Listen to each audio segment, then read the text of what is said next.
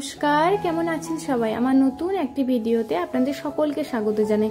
আজ বিকেলে এখানে লক্ষ্মীনারায়ণ মন্দিরে আমি একটু এসেছিলাম আর আপনাদেরকেও নিয়ে এসেছি।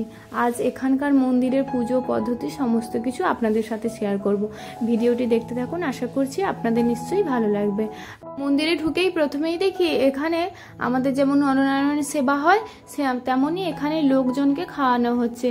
আমাদের ওখানে যেমন অন্নপ্রসাদের সাথে বিভিন্ন ধরনের তরকারি সবজি থাকে, এখানে তেমনই অন্নপ্রসাদের সাথে হালুয়া এবং কারি পকোড়া ছিল।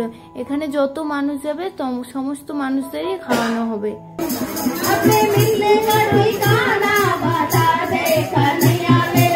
আচ্ছা, এখানে তো খাওয়া দাওয়া হচ্ছে, চলুন এবার মন্দিরের ভেতরে গিয়ে আপনাদেরকে ভগবানের দর্শন করাই।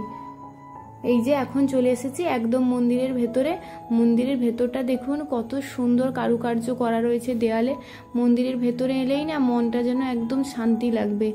ঠাকুরের মূর্তিটা না পাথরের মূর্তি তো, আর কাঁচ দিয়ে লাগানো আছে যাতে এই মূর্তির মধ্যে কোনো নোংরা কোনো ধুলো যাতে না লাগে, পুজো পদ্ধতির ফুল টুল লেগে ওই দাগ হয়ে যায় না, এই কারণে ঢাকা লাগানো আছে।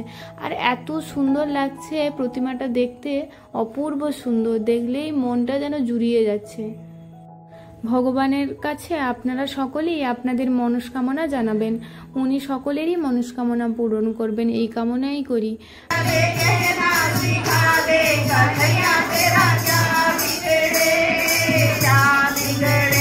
আমাদের যেমন পুজো অন্নপ্রসাদ বিতরণ আর সঙ্গে কীর্তন গান হয়, এখানেও ঠিক তেমনই হচ্ছেন। দেখুন, আপনারা শুনতে পাচ্ছেন নিশ্চয়ই।